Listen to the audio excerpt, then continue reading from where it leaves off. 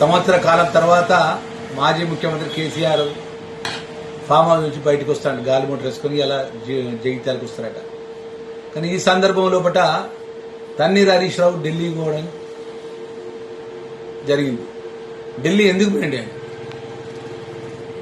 పార్టీలో ముసలం మొదలైంది, పార్టీలో వర్గపోరు అనేది ఇప్పుడు బయటపడ్డది. ఆల్రెడీ కవిత మీ యొక్క సోదరిమణి, మీ కుటుంబ సభ్యురాలు కేటీఆర్ గారు ఆమె మొదటి నుంచి చెప్తూనే ఉన్నది. ఇవాళ ఆమె దూరమైంది. హరీష్ రావు ఇవాళ ఢిల్లీకి పోయాడు. నీ పార్టీలో వర్గపోరు మొదలైంది. ఇలా జీవన్ రెడ్డికి చేరికను ఒక దిక్కంటావు, ఒక దిక్కేమో బీఆర్ఎస్ పార్టీ గ్రామాన కార్యకర్తలను మీరు అక్రమంగా సంపాదించిన డబ్బుతో జన సమీకరణ చేస్తారు. జగిత్యాల్లో మొత్తం గులాబీ జెండాలతో నింపేస్తారు.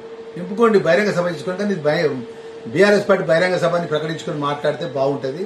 తన్నీర్ హరీష్ రావు గారు ఢిల్లీ ఎందుకు వేయండి అనే విషయం యావత్ తెలంగాణ ప్రజానికానికి బహిరంగ సభలు చెప్పాలి కేటీఆర్ గారు.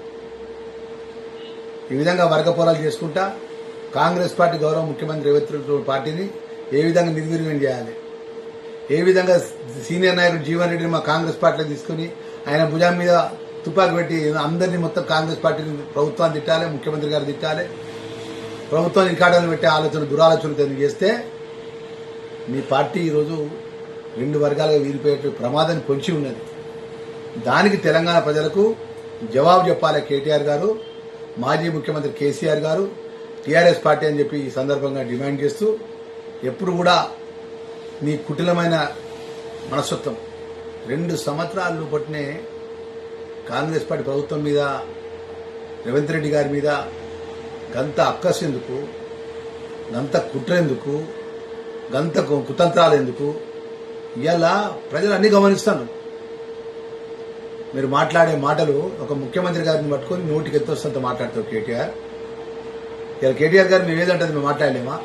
ఇప్పుడు రాజ్యాంగ నిర్మాత అంబేద్కర్ ఇచ్చినటువంటి సీట్, రాజ్యాంగ పరంగా ఇచ్చిన ప్రజలతో ఎన్నుకోబడ్డ శాసనసభ్యులు ఎన్నుకున్న ముఖ్యమంత్రి సీట్ను అగౌరవపరచుకుంటూ మాట్లాడతావు.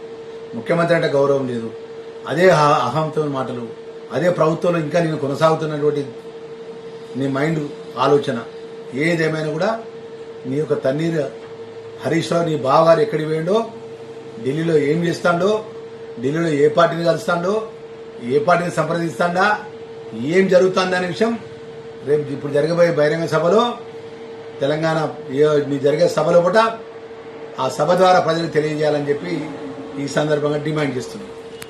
బీఆర్ఎస్ పార్టీలో ముసలం మొదలైనట్టుగా కనపడుతుంది.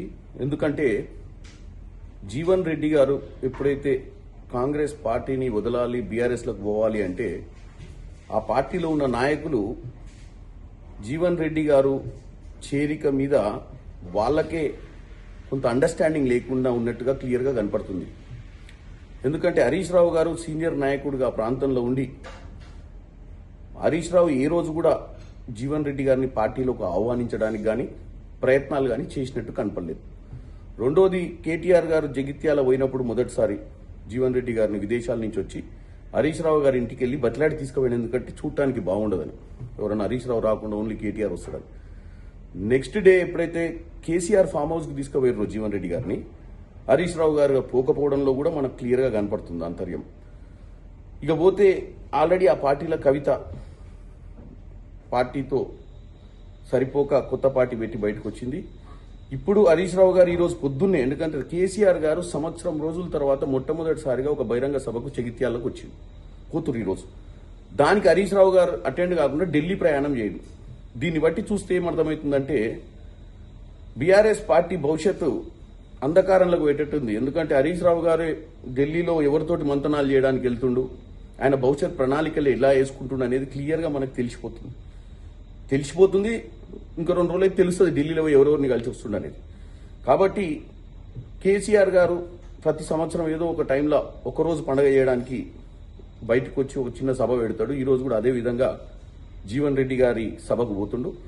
జీవన్ రెడ్డి అనే వెస్టెడ్ ఫోర్స్, అంటే కాంగ్రెస్ పార్టీలనే రోజు నసుకుతూ కాంగ్రెస్ పార్టీ మీదనే రోజు నాయకత్వానికి ఎగెనెస్ట్ గా మాట్లాడిన అతన్ని బీఆర్ఎస్ లో జాయిన్ చేసుకోవడం అక్కడ కార్యకర్తలకు కూడా మింగుడు పడతలేదు. ఎందుకంటే ఆయన వల్ల పెద్ద లాభం వచ్చేది ఏం లేదు, కానీ నష్టం జరుగుద్దేమోనని వాళ్ళు భయపడుతున్నట్టుగా క్లియర్ కనపడుతుంది.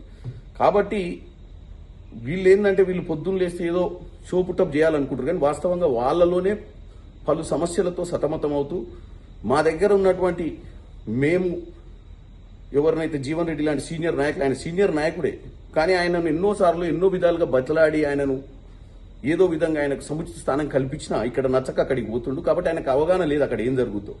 ఆడ ఒక్కరోజు పండుగనే, మొదటి రోజే ఈ వివిఐపి, తర్వాత అక్కడున్న నాయకులను అడిగితే చెప్తారు వాళ్ళ బతుకులు ఎట్లయితే.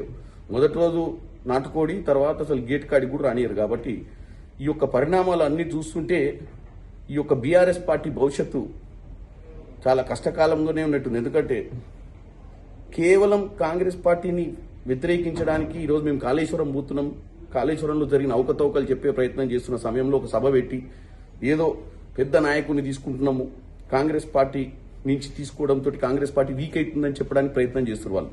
కాంగ్రెస్ పార్టీ వీక్ కావట్లే, బీఆర్ఎస్ పార్టీలనే ముసలం మొదలైంది, మునిగిపోయే పొడవ మాదిరిగా తయారైంది. బీఆర్ఎస్ లో జీవన్ రెడ్డి చేరిక బీఆర్ఎస్ చీలిక కారణమవడం అనేది ఈరోజు కనిపిస్తున్నది నాకు.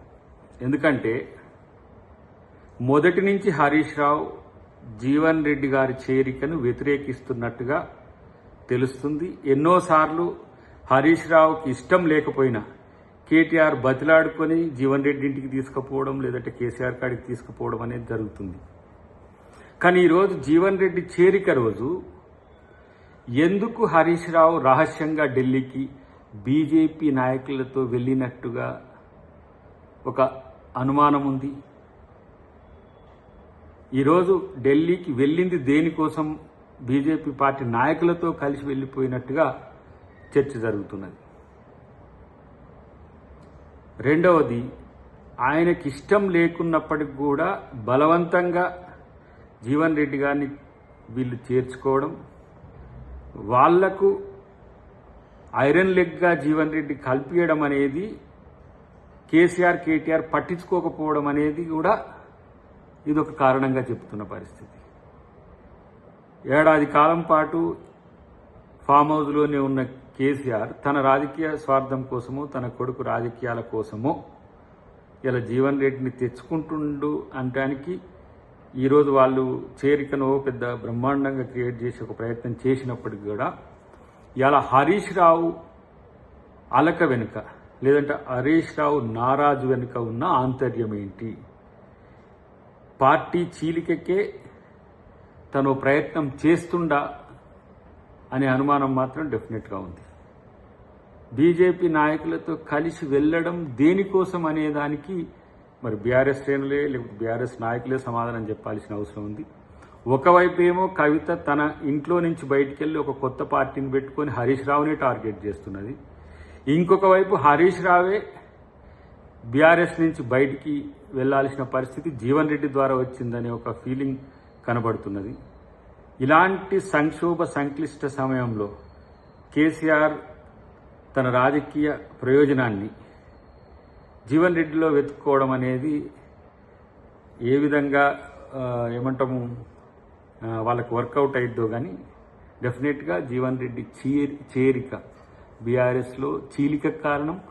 బీఆర్ఎస్లో ముసలానికి మూలం జీవన్ రెడ్డి కావడం అనేది ఎలా మనం ఆలోచించాల్సిన అవసరం. కాబట్టి ఇన్ని సంవత్సరాలు కాంగ్రెస్ పార్టీ యొక్క సేవల్ని తీసుకొని, కాంగ్రెస్ పార్టీ అవకాశాలను తీసుకొని తన రాజకీయ స్వార్థం కోసం జీవన్ రెడ్డి బయటకు వెళ్లడాన్ని బీఆర్ఎస్ నాయకులు కూడా ఆయన వస్తే ఐరన్ లెగ్ అనుకోవడం అనేది ఒక విచిత్రమైన పరిస్థితి. కాబట్టి ఏది ఏమైనా కాంగ్రెస్ ప్రభుత్వం, కాంగ్రెస్ పార్టీ తెలంగాణ ప్రజల కోసం చేస్తున్న వాటిని చూసి వీళ్ళ కుట్రల్ని ప్రజలే తిప్పికొట్టే ప్రయత్నం చేస్తున్నది నా యొక్క అభిప్రాయం.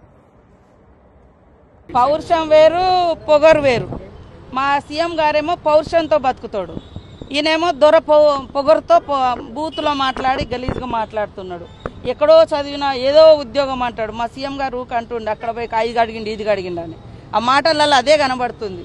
కాబట్టి కక్ష సాధింపు ఏమున్నది, వాస్తవాలకు ప్రతిరూపంగా అది విచారణ జరుగుతుంది, దాని ప్రకారం ముందుకెళ్తారు అంతే. ఇవాళ కక్ష సాధింపు అయితే గవర్నమెంట్ వచ్చిన తెల్లారే తీసుకుపోయి వేయాల్సింది ఉండే. పద్ధతిగా ఒక విచారణ, దానికి ఒక టైము, దానికి సంబంధించిన ఆయా సంస్థలు చేస్తున్నటువంటి విచారణ. కాబట్టి కక్ష సాధింపు మాకు లేదు, వాళ్ళకే కక్ష ఉంటుంది. కక్షలు కార్పుణ్యాలు ఎవరు మాట్లాడద్దు ఎవరు ఉండొద్దు అని అందరినీ తొక్కివేసి మేమేదో రాజ్యం వెళ్తాం అనుకుంటారు. కానీ అంతిమంగా ప్రజలే నిర్ణయితలు కాబట్టి అందరం ప్రజల అభిప్రాయానికి